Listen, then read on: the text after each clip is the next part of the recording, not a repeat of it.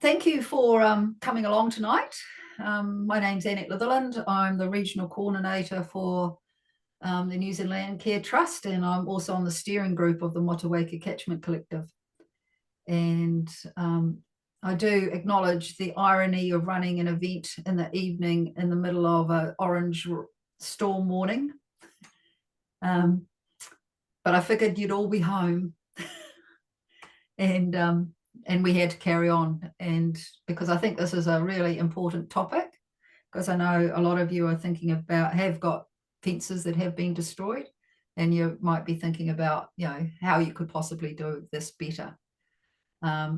We've had 99 people register for this event, 2/3 of them wanting the recording, so there is a lot of interest in it.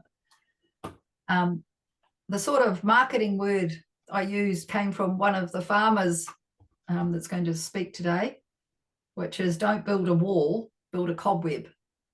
We traditionally have built walls. We wanted fences to be solid and last forever. But you can tell from that picture, some of these solid walls don't stand up well to floods. And so the concept of a cobweb is it doesn't have a lot of substance. It easily breaks, and it's easy to put back together again. And this is the format for tonight. So we've got 4 speakers, and I just want them to run right through one after the other. But you can put some questions in the chat. So we're going to start with Tom Chisholm, and he's got a company called AgDesign. And he's going to cover the principles of flood resilient fences and a particular type of fence that he's worked with, which is the KiwiTech fence. And then we've got Dennis OÇallaghan, who I don't think I've seen come in yet, which is interesting. He's a Northland farmer. And then we've got John Noakes, knots, pins and insulators.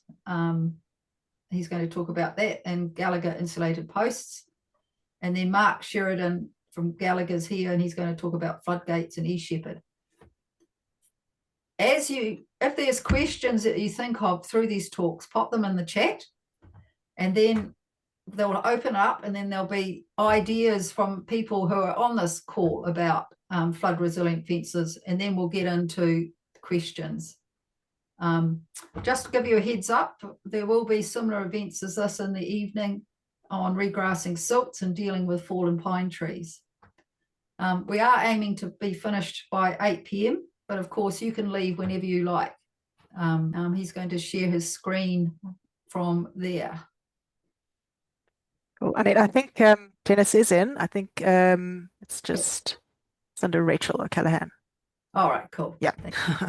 Yeah, no, I'm here. I'm just using my wife's computer, so it's under her name. Sorry. No I bring problem. the sigh of relief. Good evening, everyone. Yeah, can you see me? I'll just a sec, just gonna spotlight you. Here we go. Very good. Thank you.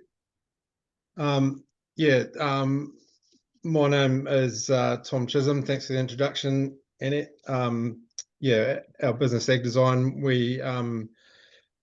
we design farming systems, and a big part of our business over the years has been working with KiwiTech, who make electric fencing products. Annette's introduction was quite appropriate, given the KiwiTech fencing was originally called spider fencing in its early days, because it is built around the principle of a spider's web to be strength through resilience rather than strength, sort of thing. And a lot of that has come from historically bull farming being a big part of the business, but obviously that crosses over into other aspects in terms of the flood resilience sort of things.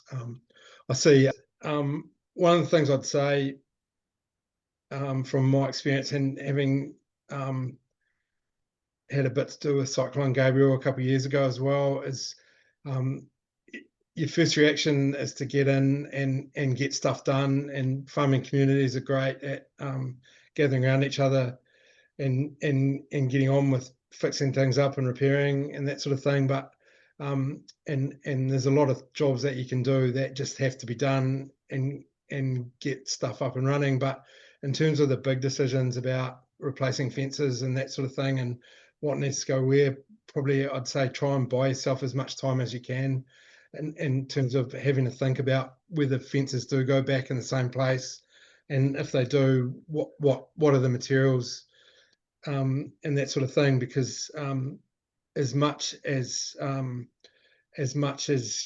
you've had losses in terms of hardware and bits and pieces over the last few months, there's probably an opportunity to sort of sit down and have a rethink about what you're doing going forward, whether the fencing that you've had is the right thing to replace with. And I guess that's why you're here tonight. You're thinking about those things, which is a good sign. But yeah, I guess from our point of view, when we're looking at floodplains and that sort of thing, we're looking to incorporate the design, so where fences go and having them in the right place, the type of fencing that you're putting up.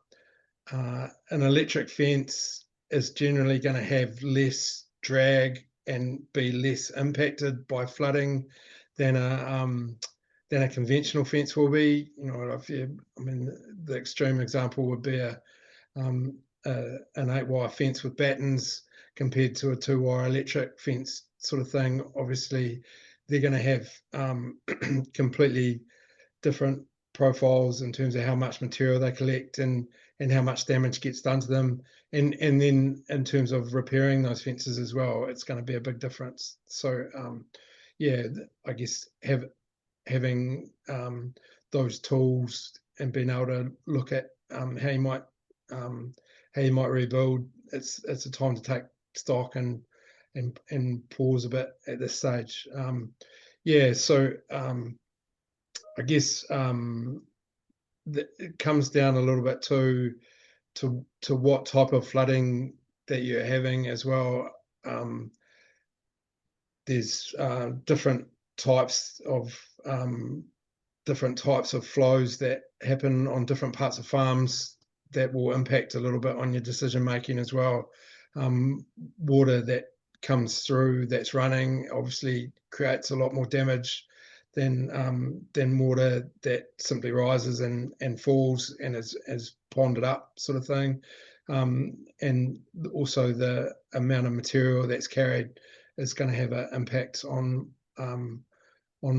what type of fencing you're going to want as well, sort of thing. But so you got to consider the risk profile a little bit as well. Yeah, and in terms of the layout of the farm, I think it's important to have a bit of an idea about how the farm's going to operate when you're in a risk period. Yeah, as I said, this is just outside Waipawa, Central Hawke's Bay, the Tukituk River to the bottom of the screen. So you can see that there's been this area through here wasn't a channel prior to the flooding, sort of thing, and you can see lots of areas where silt has been deposited on the lower parts of the farm. And there's but this track basically runs along a terrace of the farm. So even though it was affected by the flooding, Tom had some pretty good options to get stock out pretty quickly, sort of thing. Yeah, so this farm had been fenced up. This bottom flat was used for cropping a fair bit, but there was still a fair bit of fencing on the bottom. And I've just got some yeah, I've just got some images of fence posts that had had reasonable degrees of water come through, sort of thing. You can see the level of damage that's been done at ground level, sort of thing, and that the arrow posts have been so yeah, I guess just to explain a little bit, this is a KiwiTech arrow post, which is a fiberglass post. It's got a polyethylene foot at the bottom of it, a plastic foot that is designed to grip into the ground. So yeah, I've just got an arrow post with me here, so you can see what I'm talking about. It's a 1250 millimeter long fiberglass post. It's got a black polythene foot on it, which goes into the ground, and it's got fins on it. So if you pull the post back up, so if it's been rammed in, and then there's a tool that rams it in and then lifts it back up, and I probably can't see it very well, but there's fins on the bottom of the arrow post here that splay out, and they will pull turf up with them. When you try to pull it out, you can't pull that out by hand. It'll take a fair bit of leverage, sort of thing. So that's what I'm talking about at arrow post. That's what I'm talking about. Yeah, so yeah, just and it's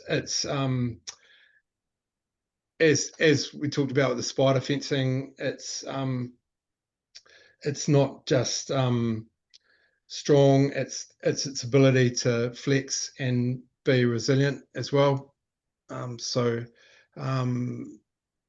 yeah, so like you can bend it back on itself so that it won't break, which means that you know, when you've got floodwaters coming through, this post is gonna be able to bend over right back down to ground level and let material pass over. Probably in this case, the wire has broken. This would have been 1.6 millimeter wire, and to a degree, we want the wire to be the weakest link in this scenario, because if it gets washed away and the post is still in place, then it's a really quick job to, if the wire's still on site, then you can restring it, sort of thing. Or if it's been washed away, well, you know, effectively the wire's pretty cheap part of the fence to replace, sort of thing. So yeah, and in that fence, as well as having the flex of the fiberglass post as part of the system, there's also springs that go in the fence as well, which you can see there's a fair bit of flex in that. So if there's floodwater going over the top of that fence, you know, and it's carrying debris, you know, particularly logs and that sort of thing, then they're liable to hit that wire and spring over the top, sort of thing, rather than take anything with it. If they're going to break something, it'll be the wire, and there's a good chance that those springs will still be intact, and the fence will be intact as well. So yeah, and there's all sorts of tricks as well around just isolating sections of fence line that might be affected by flooding as well. So having a wooden post at a strategic point and having the fence tied off on both sides, so that the section that's at risk might get damaged, but the remainder of the fence that's maybe on higher ground is not affected as well, is a important part of setting things up as you go as well, sort of thing. So yeah, yeah, I guess there's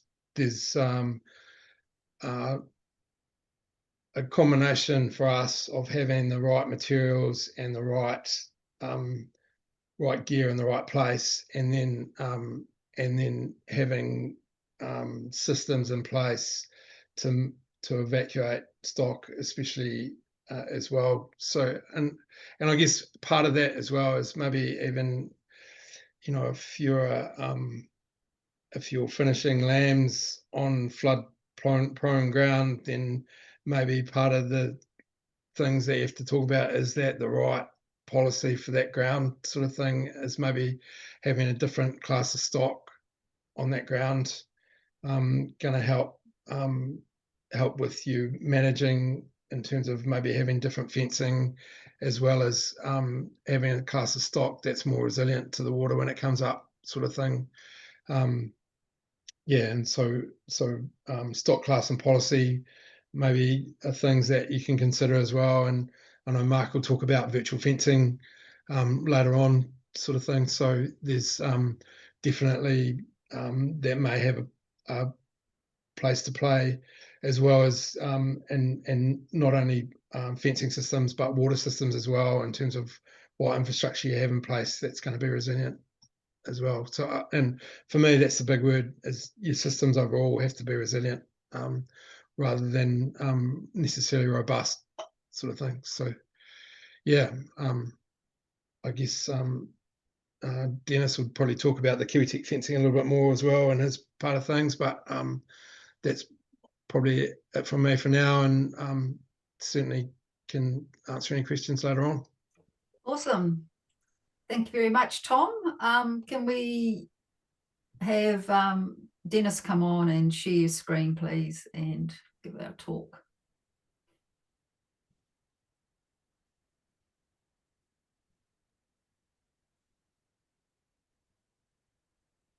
Oh, can I unmute you? Annette, there's a question there to be answered in the chat.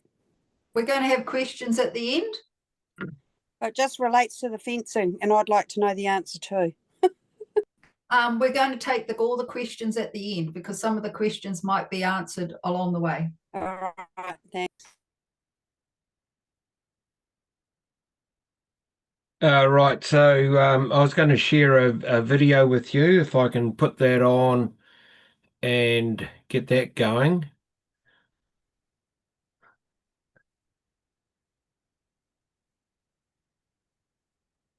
Oops, I don't know what happened there.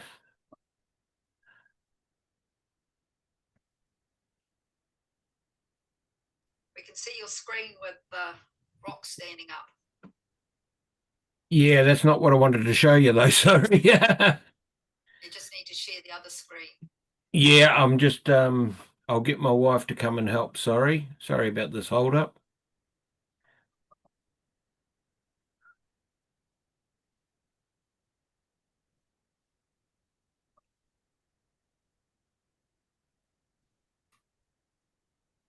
I shared and I got rocks and I didn't get the thing.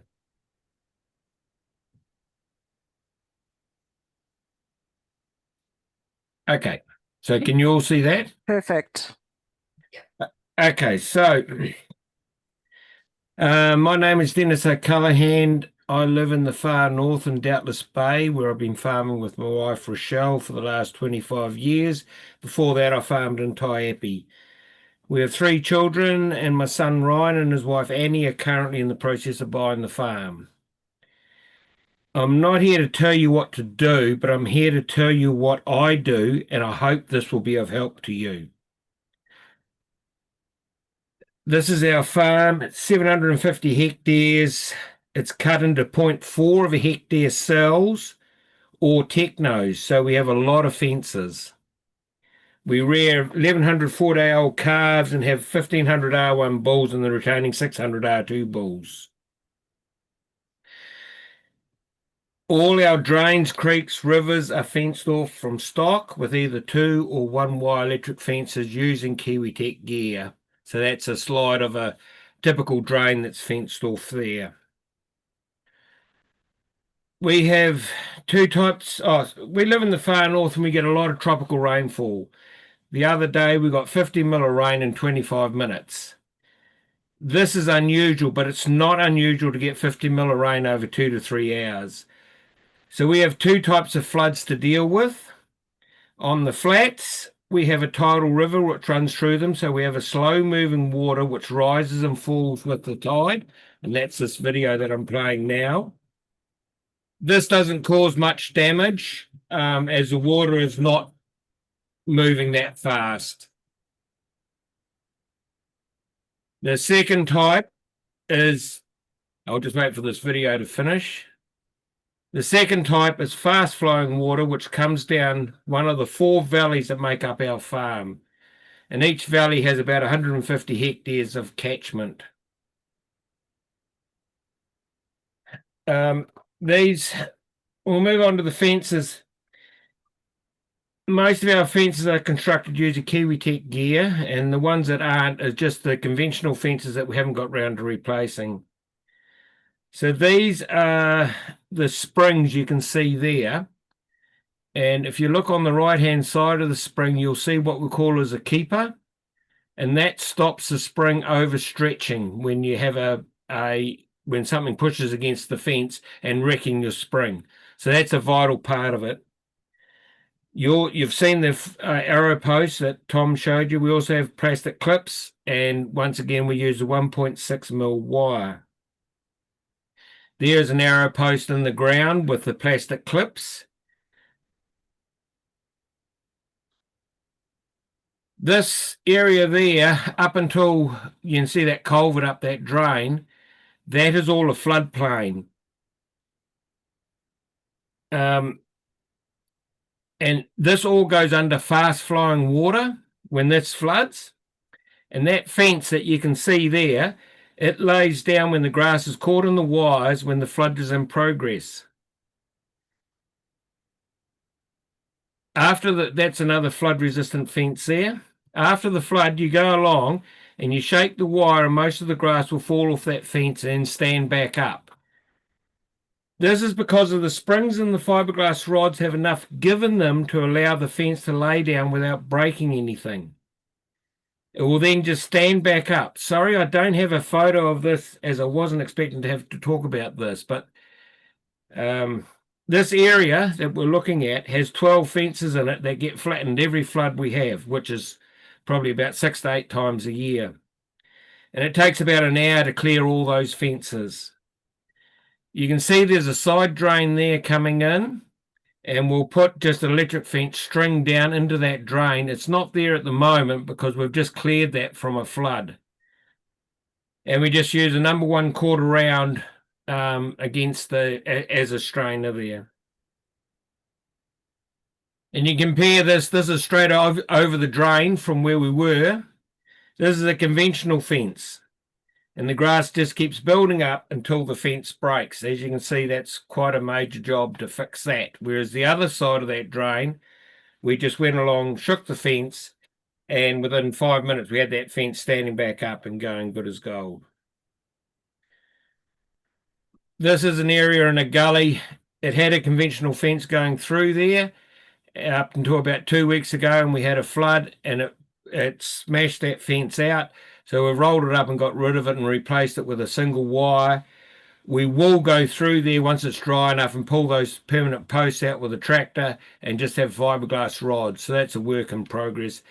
And you can see another drain down towards those, another fence down towards those cabbage trees. And that's just a single wire going down, fencing that drain off. We find that the 2-wire fence, the long grass along the waterways will short out the fences. So what we find is that when you put a single wire up, you end up with a lot longer grass in your drain area, and that acts as a visual barrier to stop the cattle pushing the area. And then the last slide is enjoy farming on a floodplain.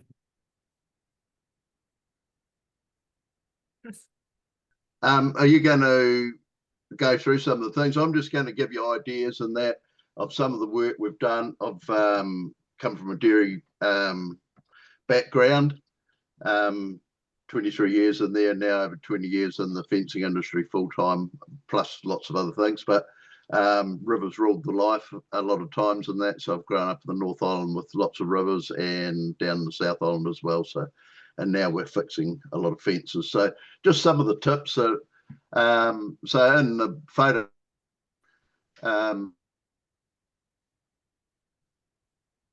used with wire strainers and that there is a 2.5 high tensile wire And I'll put those in on flood areas of that, or where a bank's going to burst through, where the river turns or whatever, and they break at about 220 kilograms of force. So a normal electric fence with 2.5 wire, you only have it pulled up to 100. A normal fence would be pulled up to 150. So that breaks at 220, which is a good breakaway point. So if you put all your wires in a line like that, they'll snap when it's hit with logs or whatever and break away, and you won't lose all your materials.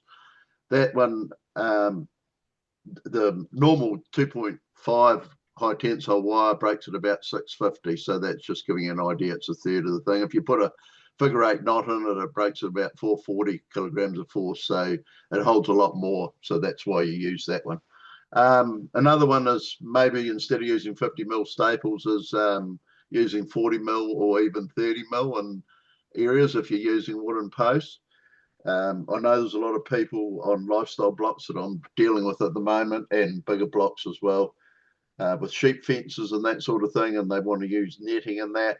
At home here, I've got 4 wires, and I don't have sheep go through them. So there's 3 hot, 1 dead on the bottom, and they just break away if you got hit with a real flood and that sort of thing. So the other thing too is with the, there's a whole lot of different scenarios there, and some of the suggestions I've put to people is splitting the strainers on fences as well, on fencing lines and that. So instead of having it all in one run, put 2 strainers in and split them apart half a metre, and putting boards between the 2 strainers, so you're only losing part of the fence, and it just breaks away part of it in that. And if you're going across a stream, have that as a separate thing altogether, so you can use a number of different things in that, whether it's waratahs or and I use all proper waratahs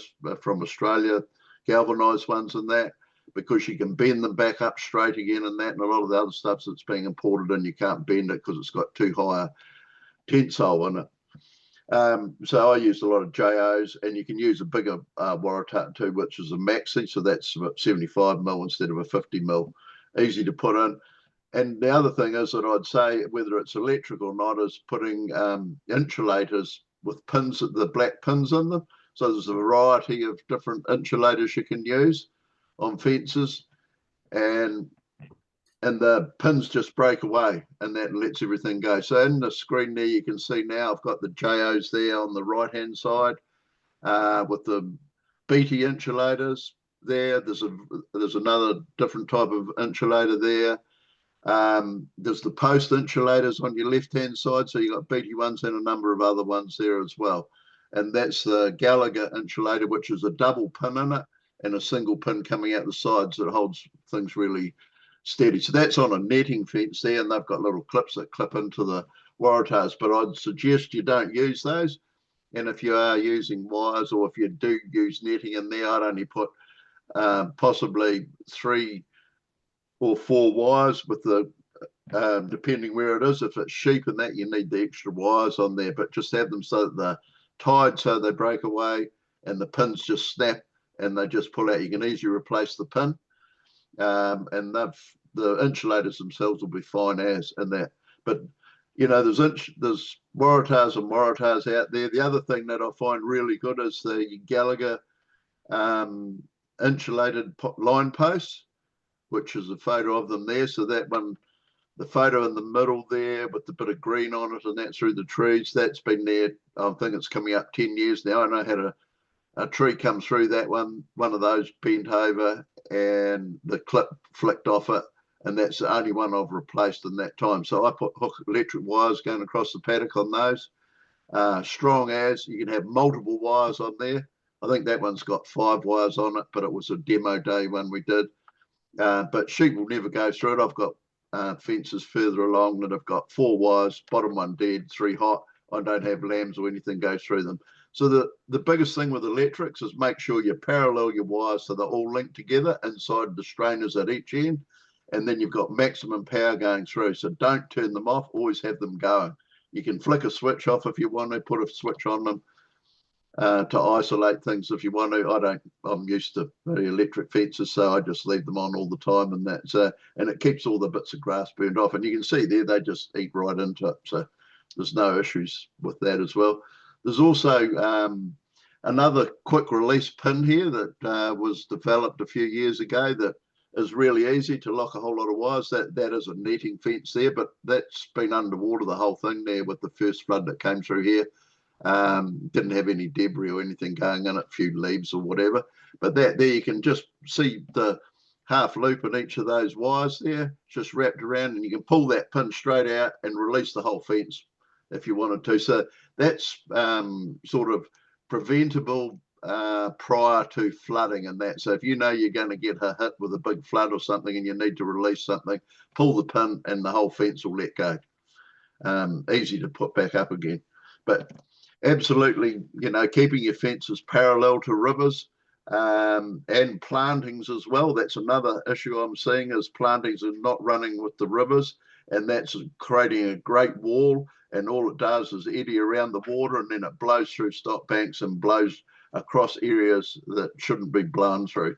We put 2 Ks of fence up. One of the fences that was in the photo there before was only up for 3 days, and a K got taken down again. So that was because of the river came a different way from what it was before, and it's because the stock bank blew out. So that's what caused that sort of thing. So happy to take questions. The other thing is, you know, I'll do that at the end. There are floats that you can use too. Waratah have a big orange float that you can tie down. And I've used that across river areas and that, or big where there's massive streams. And if you get a surge come down and that, it lifts the whole fence line up and lets everything go under it. Talking to people and giving them ideas, and somebody's already mentioned before about, you know, rearranging your fences and that. And I went out to one place 2 days ago. Guy's been there all his life, you know, and it is a total mess. There's a river going through part of it. They pushed the river back where it's supposed to be. And I said, well, we can do all these things and just realign your fences, take them out, make big long paddocks there, and you can just put some temporary ones across there using, you know, a number of different ways, whether it's Waratah, Gallagher, KiwiTech, or whatever, and easy to fix. Some people will use 1.6 wire, and some don't like it because it cuts things if they hit it with different animals or whatever, but that's a personal preference, I find. But anyhow, that's a few ideas there, and yeah, more than happy to talk through anything or answer questions later on. Thanks. Thanks, Noakesy. I'm just going to add in here a fencing trial. I found out there was a fencing trial that was done up in Waikato in their land care group. And so they set up some Gallagher insulated posts and compared it with conventional fences. So they ran it both on a sheep beef farm and also a bull farm. And the oldest fences that they put up in the trial are 5 years old, and they've been through Gabrielle. So this is all reported from the land care group manager. So this is, you know, it's not a from any sort of product point of view, and this is what he had to say. He said they were very easy to put up, the Gallagher fence, and post Gabrielle there was virtually no damage to the fence, and it was more than 3 times faster to reinstate than the conventional fence. The clips had broken, but the fence was still connected at the strainer post, so it was just a matter of shaking that fence and then clipping it back. He also said that, you know, it was very easy for lay people to clip it back. You didn't need any sort of fencing skills to put it back together, which is, as we've been using volunteers to reinstate these fences, I thought that was a good comment. The conventional fence had a lot more rubbish, and all the battens had moved, and it took a long time to put it all back, and it damaged the wire while they were trying to put it back. So this is the trial site. So on the left-hand side, you can see the sheep fence, and it did have droppers in there. And here on the other side here is the conventional one. This is the fence is on the bull block, and that's what it looks like. they did say that on some places the posts lifted when they're under a lot of pressure, but they put these 45-degree foots in with the waratahs and then they stayed in place. He said that, you know, the farmers didn't like these little spaces. They found them quite difficult to put on and had just reverted to putting a few more of these posts in. Right, so. Yeah, yeah, I totally agree. Am I still there? Yep. Yeah, I totally agree with that. I think, you know, the less things you can have interfering with the fence, the better it is in that. And it's easy to clean 3 wires and even 4 if you have to. The ones on the ground, they don't take much to flick out. And once it's dry and that, you've only got to just give them a whack and that once it's dried out, and it's really good. I think the other thing we've been running into a lot is silage wrap is one of the worst of the lot, and there's one place I've been on to, and it's just everywhere, and it's wrapped around all the fences, and it's just a nightmare trying to get it all up in the trees and everywhere. So I think the biggest thing, you know, a lot of times in that is keeping the rubbish out of it. You can't do much about, you know, big trees coming down big rivers and that, you know, and bigger farms where you've just got gullies and that stuff coming out and that, you might get a few bits of branches or stuff like that and grass build up, but you know, you can't do much about that. But the biggest thing is keep a lot of that stuff out of river lines and that, because it's just a nightmare down here. And then from the hort industry, we've had a heap of stuff being damaged there at the moment, and it's taken out heaps of net and that they had over the top. It's just ripped it all out. So probably can't do much about that. But Hey everyone, thanks John. Thanks for the plug, to be honest. My name's Mark Sheridan. I'm with Gallagher Animal Management New Zealand. Just a quick introduction to Gallagher. We've been around since 1938. Bill Gallagher started the business, arguably, depends on who you talk to, invented electric fencing, and of course all the way back up to 2025 we've been in that industry.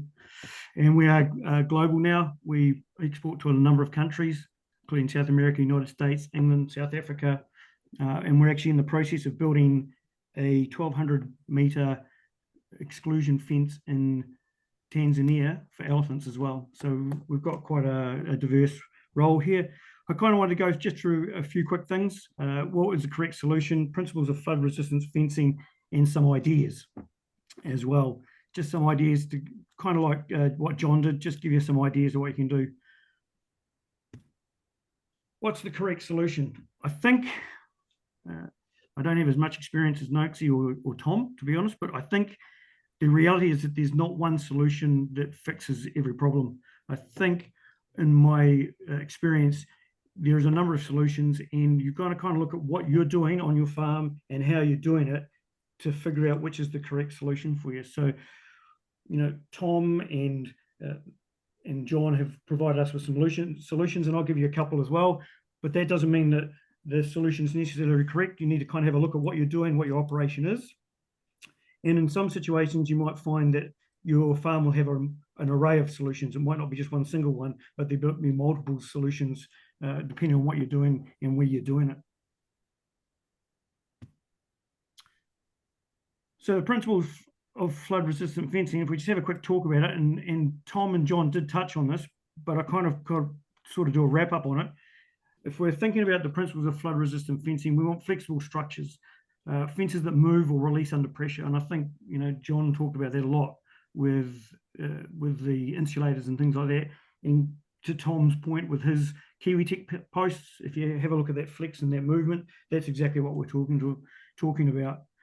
Elevated components, things like energizers up high, strainers up high, breakaway sections. And what we mean by breakaway sections are sections that are designed to fail safely and be easy to repair. So definitely everyone's touched on that. There's no question about it, but that's just succinctly how you put it. So building failures into the system to build that resilience. And material choices, using high tensile wire, composite posts, and materials. So we've got the KiwiTech post we've seen tonight. We've got the insulated Gallagher insulated line post. Both those products flex. I have actually seen a round hay bale roll over the Gallagher insulated line post. The post bent down and then came back up. So they are very resilient in that sort of respect. So to possible solutions, the first one being eSheppard, which is virtual fencing. Virtual fencing is using GPS coordinates. So it's a bit of a departure from what everything else we've talked about tonight in terms of what the solution is. It's animal based. So it is a virtual fencing system that is run by GPS coordinates, which you can operate from your phone or your computer. So you set your coordinates and the animals are retained in that place. Just to give you some insights into virtual fencing, what happens is it's like an electric fence. The animals take a few days to be trained. Once they understand how the system works, it's actually quite safe and quite easy to use. What the Gallagher eSheppard does is that when the animal starts to approach a fence, it actually gets an audible beep. And that beep is a warning. And as they get close to the fence, it becomes more intense. So it speeds up a little bit. If the animal reaches the fence, it will give them a pulse, just like an electric fence does. What will happen over a 3 to 5 day period, though, is that animal, and we've got video footage. I don't have any tonight, sadly, but we do have video footage. So when the animal approaches that fence coordinate, it actually hears that beep and then turns away from the fence. So that's how virtual fencing works. The way it would work in a flood situation is that it would, if you got an event coming and you know about it, you could move the animals to higher ground, because the way virtual fencing can work is that you can set the coordinates and then it will move them back to, will move them to the area that you want them, whether it's the high ground. If they escape the GPS coordinates, the eSheppard will turn off.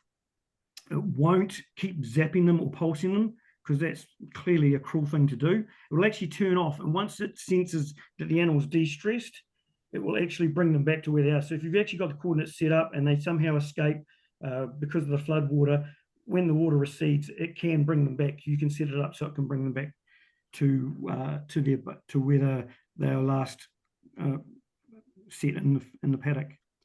The final thing with the eSheppard, which is a bit of a departure from the other systems you see in the market, well, the two things is, number one, we have done behavioural work with animal organisations to ensure that our eSheppard didn't affect animal behaviour. So we have done that work, and just recently we've been approved in Victoria, Australia, who have some bans on virtual fencing over there to use our system because of its, its certification around the animal safety. And the second thing is, as opposed to a lot of the other systems out there, eSheppard actually holds the coordinates in the unit on the animal. So if you have a failure of communications, like cell phones go down, or the tower that the eSheppard communicates goes down with on the farm, the coordinates are actually held in the unit, and the animal will still be controlled and maintained. Just a couple of other possible solutions, kind of talking to what Noakes was talking about. On the left-hand side, there's a farm that a farmer that we've been working with. What we've done here is we've taken a fence across the river. We've put the insulators on the other side of the flow of the water, and it was one of the pin insulators that Noakes was talking about. We've actually taken the pin out. So if the river goes into flood, it will come down, but because there's no pin holding the wire actually in place, the wire will come out, it'll just flex with the water, and then when the water recedes, it comes back in. And basically, you can go back down and put it in. On the left-hand side, you'll see that fence, that actually has, what's crossing the river there is actually bungee cord. So it's electrified bungee cord, so you're still getting your electric fence with your stock control.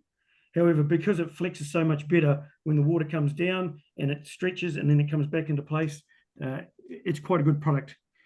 Just a caveat then on that kind of a system, though, is that bungee is not a great conductor of electricity. So if you have a close look at the top left hand of the picture, you'll see a wire going across quite high. That's how we're carrying the electricity across the river, not through the bungee, because bungees, it's like essentially like having a 25mm joiner on 2 4-inch pipes. In the second photo, similar sort of scenario. We've got that's the insulated line post crossing the river there. It is wire. That's designed to fail, and I think it was Noakes who said if the wire breaks, it doesn't really matter. The cost of the wire compared to the infrastructure is a lot lighter. So same situation, we've got a pin lock insulator there without the pin, and that wire will flex with the water and then go back into place, and then you just go back down and pop it back in. The final photo is more of a reactive photo. So what we found in Cyclone Gabrielle was that when the floods came through, what happened was the fences were all destroyed and the farmers lost complete stock control. So it's kind of, I think, important to have some kind of system to re-establish stock control quite quickly. And we've got the insulated line post in that photo, and to what Jeanette said regarding that piece of work that they did in Waikato, they're very easy to put in, so they're very easy to re-establish your fence. And then you've got a fleet of, I say a fleet, it doesn't have to be a fleet, but you've got some integrated solars, which is solar, so they don't need to work on the grid. They've got a battery and they've got an energizer, and you can put that system up quite quickly, get the stock back in there and get some kind of stock control before you start working on the bigger plan.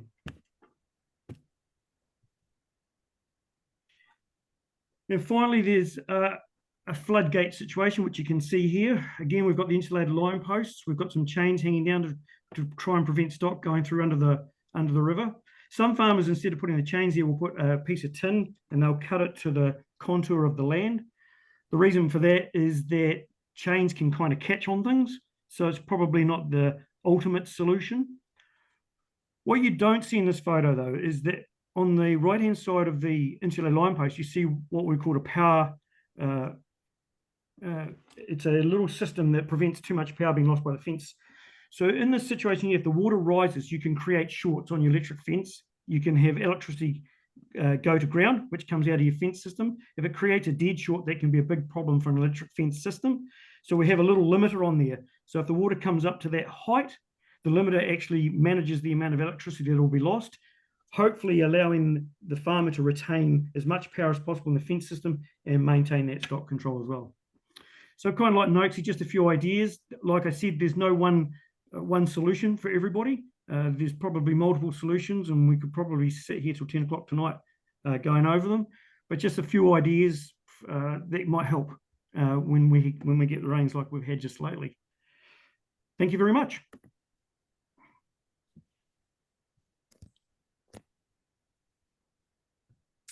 Thank you. I'm just going to. Can you see my slide? Not yet. And your screen is off, Annette. Well, you're off. That's not going to help, is it? Yes, so that's good. Just start screen slideshow.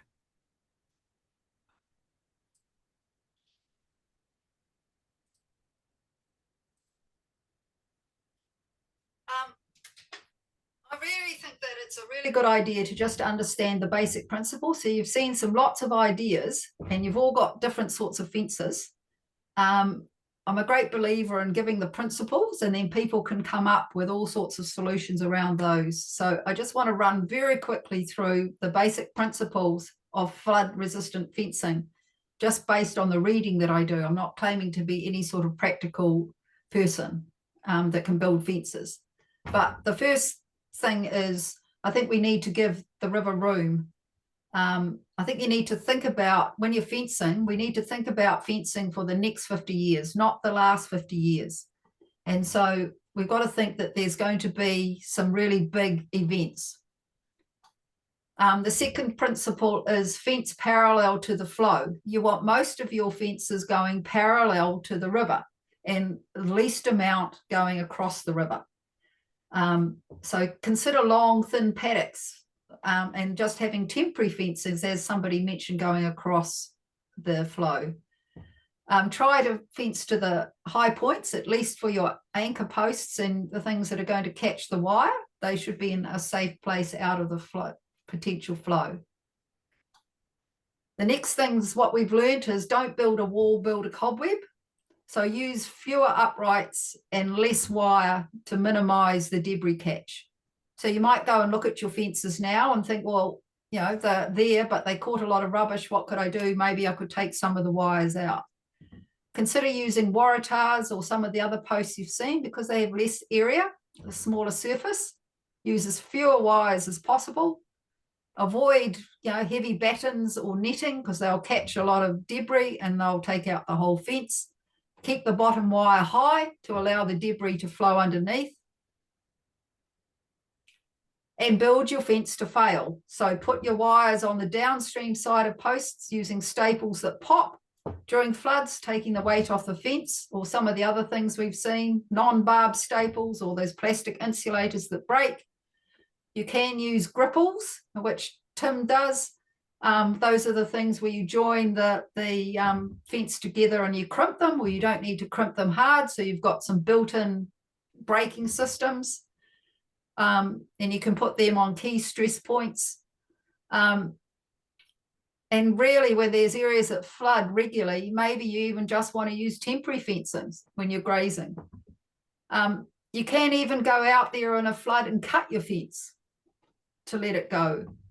And we saw all the pins and insulators that you can use to build it to flail. And then we've talked about the flexible materials that give under load. So that's what we rely on a lot is the monitoring of the rivers, which is really important because you can get it to very, very accurate as to whether you need to go out and cut your fences, or whether you whether there's going to be a flood, or whether you need to put your cows on higher ground, exactly when you need to put them on high ground. So we've got the rain gauges, which are really good. Our river's the Aureri River, and we find that it comes over the back of the farm at 1500 cumex flow at Devil's Boots, and at 1800 to 2000 it comes over the road and covers everything. But because there's no stop banks, the river's designed to spread all over the floodplain, which means that it does minimal damage, but it does actually wreck a lot of fences, and because there's quite a lot of logs that come down the river and come over the rock armouring. So cutting the fences is really good, because we do have some fences that go against the flow, which is, like you say, not the best idea, but where they break, and we have the gripples on them. But it is a good idea to actually let the fence stream downstream, so it's better to have it actually an end of it running free, and it's quite quick to put them back up again. And that lets them most stuff through if they're just running free. And then the first thing we do after a flood is to put them back again up. We just pin them into the ground to get them off the main access way, and then come back again and rejoin them with gripples and put an extra little bit in there, because you always have to put an extra bit in when you cut them. They don't join to the same place, and it's quicker to do that than go right back to undo the tensioner on it. So that's sort of what we do. But the thing with the flood is once you get to know your river, you know the point that relates to we use a 3-day Met Service forecast, which if we get 3 red spots in a row, then it's likely to flood. And if we get 3 rain gauge readings over 20 millimeters of rain per hour, that means it's going to flood as well. So all of those things, and the measurement of the flow rates and the height can give you a very, very accurate reading as to when to move stock and how bad it's going to be, and whether you need to actually cut the fences, which is helpful. Really good idea to have the pin locks being able to be pulled out, and the waratah is a great idea, and all of those other things. But it's not really, you've got to wonder whether it's worth actually changing what you've already got. We haven't actually changed what we've got. We just, when it breaks, we just fix it. And it's quite a quick process. So we wouldn't really want to go to the trouble of restructuring all our fences and using a different system, because the system that we've got can be easily adapted to be to break and to take down, and let all of the grass and cabbage tree leaves and logs go past. Yeah, so that's me. Anything else I should say to that? Oh, awesome thing there. I notice how are the wires attached to the arrow post? So, Tom, do you want to answer that question? Yeah, sure. I'll just if I'm able to share my screen, I've got a couple of options of different clips that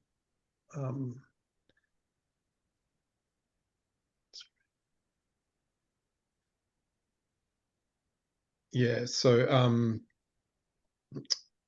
this is a plastic clip that you can have on the fiberglass post, which obviously that's a little bit like the clips, the lugs on the clip will give way under a decent amount of pressure, and you can just go along and replace the clip. There is also a there's also a wire clip option for the fiberglass post as well, which works in a similar way, but you'd probably avoid using the wire clip in a flood situation because it's a lot more aggressive in terms of its grip on the post and the wire. So you'd probably use the plastic clip as more of a shear protection sort of thing. It would operate a little bit like the pins on the Waratahs in terms of letting the wire go. It's got less drag on it as well if the wire's going to slip through the fence as well. Are there any other questions from anyone? Prices. The arrow posts are $7 including GST for a 1250 approximately, and about $7.80 for a 1400 millimeter post, and then you've got clips on top of that, which would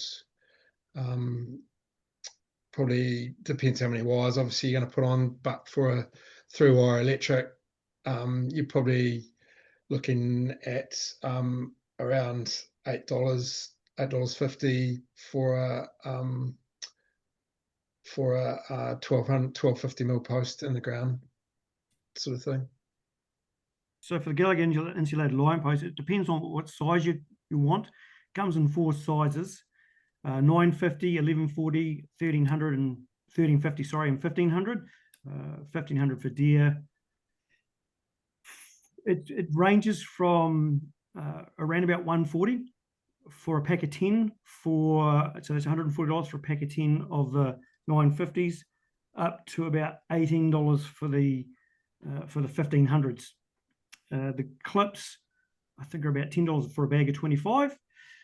Though we do actually offer some bulk deals as well. So, buy 3 packs, get the 4th free, and that sort of thing as well.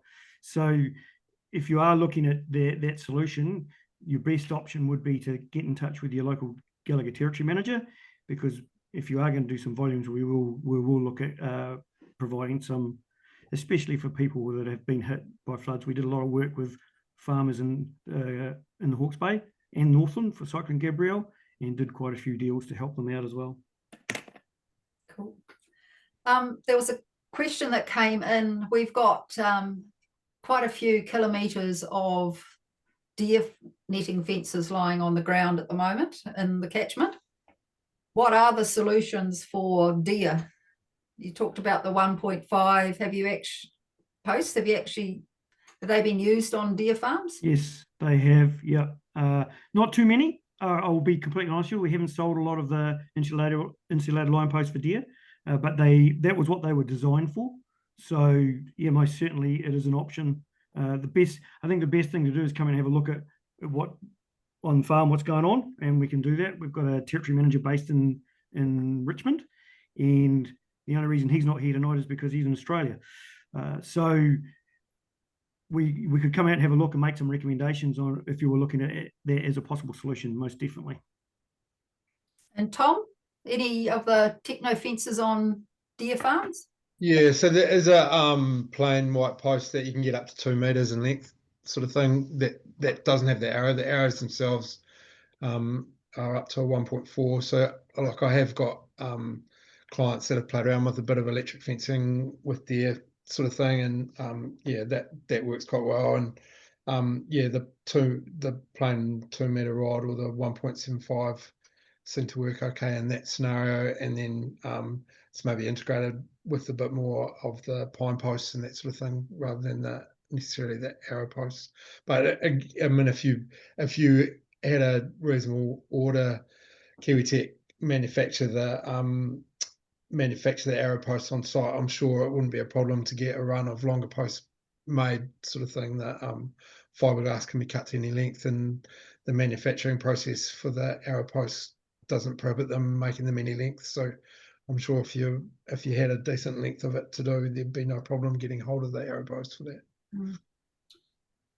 For those of you that are not looking at the comments on the chat, the Bo has put in there that he used cable ties to hold the netting together, and they broke when the water pressure came through. So there you go. There's a Kiwi ingenuity low-cost solution there. Right. Annette, can I just ask a question? Yes.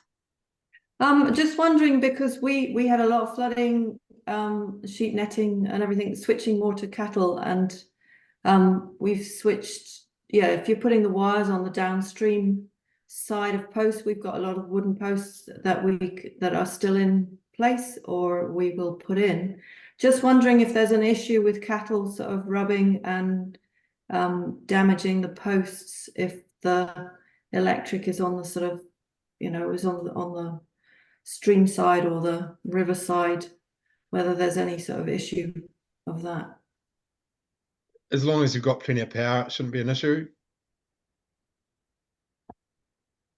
As long as you've got plenty of power, it shouldn't be an issue either way. Okay, thanks. And also Tim apologized for not being here, and he also said that one of the solutions that he's been using is the standard wire ratchet strainer, and then taking the pin out of that coming into a flood. So it's letting that another way of releasing that fence. Right, we've got a question here. What's the optimum distance between these flexible posts? What's the greatest distance you can get away with, and what's the average distance? If we're talking about the insulated line posts, about 10 metres. The picture that Jeanette showed us with the droppers, the idea of the dropper is to help space the wires and stretch the posts out further, so you could have them up to 15 metres apart. And those spaces help space the wire out and keep it in place. So it depends on which solution you go for, but just the posts themselves, standard 10 metres, and then with spaces up to 15 metres apart. Cool. And Tom? Yeah, it is very site dependent, but if you're on reasonably fat contour, we'd go out to 20 to 25 metres between the arrow posts for a 2-wire electric. If you're putting more wires on it, then they need to be a bit closer together, just because you'll get a bit of sag in the wire, sort of thing. But yeah, I mean, in the techno systems like Dennis had on his farm map, we'd have a lot of those spacings out at around 15 to 25 metres, just depending on the site. So for 2-wire electrics with cattle, that's pretty common. Well, Jenny's asked a question. How do you get these posts into the ground? Yeah, I'll just share my screen, and so I'll just try and find a bigger picture.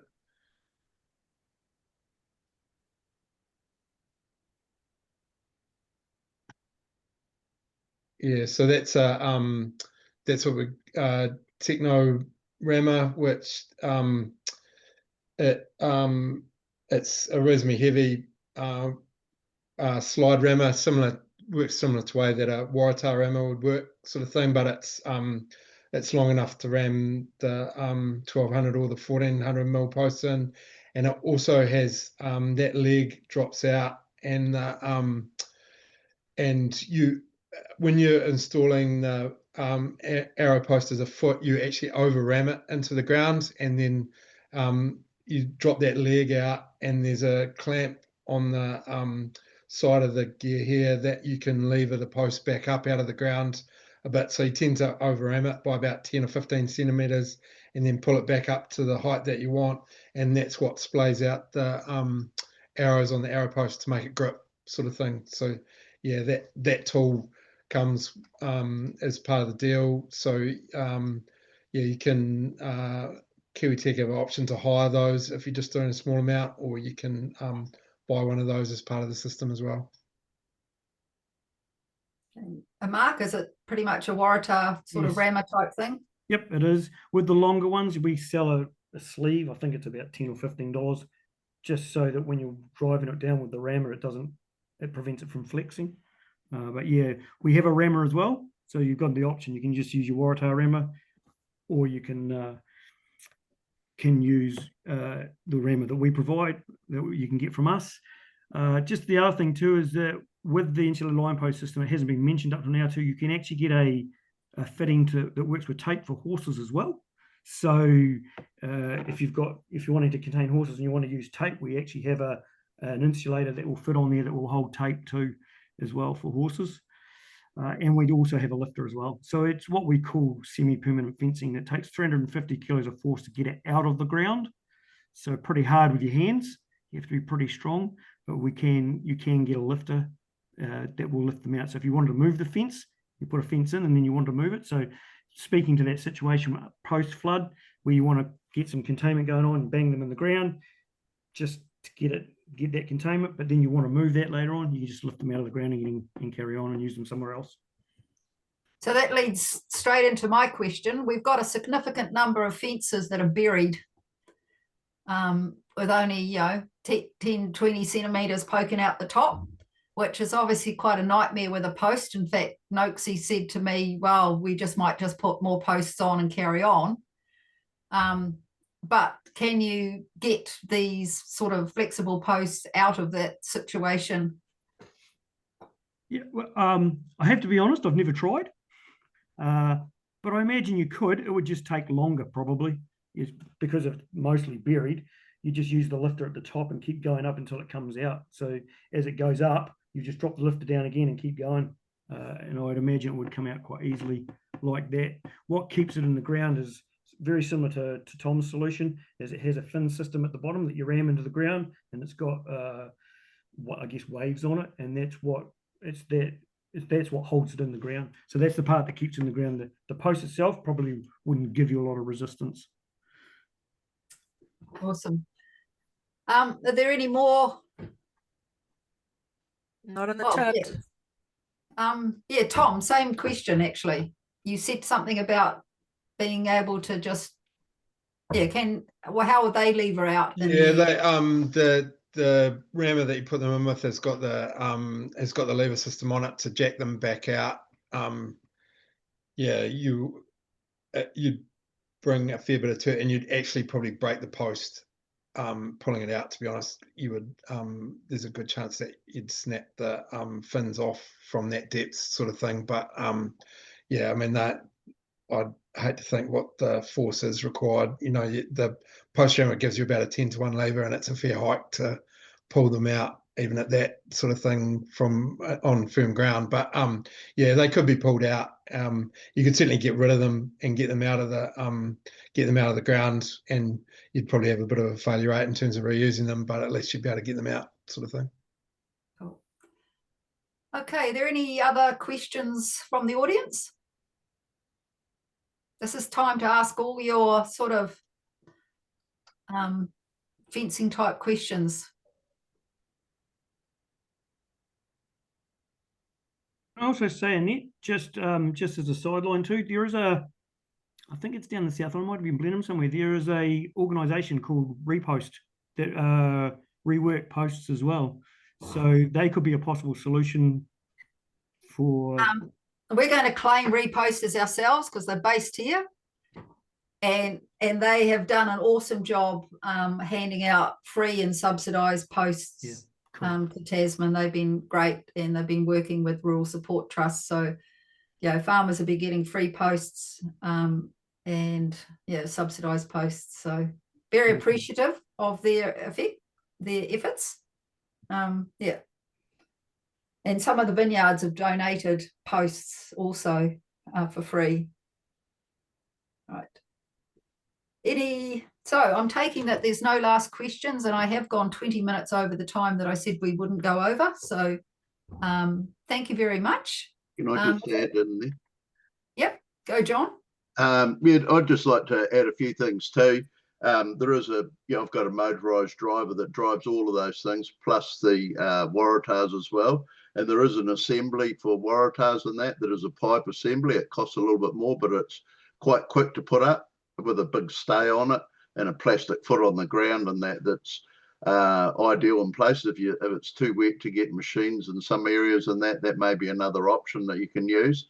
The other thing with the Waratahs too, you've got deer fencing and that you can do the same sort of thing there with either electric, or if it needs to be back and netting and that, they can be dropped off again on that side of it as well. And I did a job down Stewart Island a few years ago with all deer netting, and that was all just done by hand with a driver and that. So there's heaps of options to do all those sort of things and just make it easier, I think, at the end of the day. Cool. And the other one too, with those posts being buried in that, I don't think it doesn't matter what it is that's buried, whether it's wood, steel, fiberglass, or whatever. It depends whether the wires are still hanging on it as to whether you're going to get it out easily, and that's the big one. If it's going to have breakaway wires on and it's just sitting there before the silt and everything comes in, you'll get them out easy enough. But if it's all got wires and that on and it's buried to just about its full depth, you're going to struggle like hell to get them out. Okay. Cool. Thank you. Thank you very much for everybody attending. Can I just ask the speakers to stay online as we finish this? But thank you very much, everybody who came, and I hope that you got something worthwhile out of this and some new ideas. And yeah, we'll leave you all to go and have a beer or a brandy and celebrate the fact that it's not raining. Thanks very much.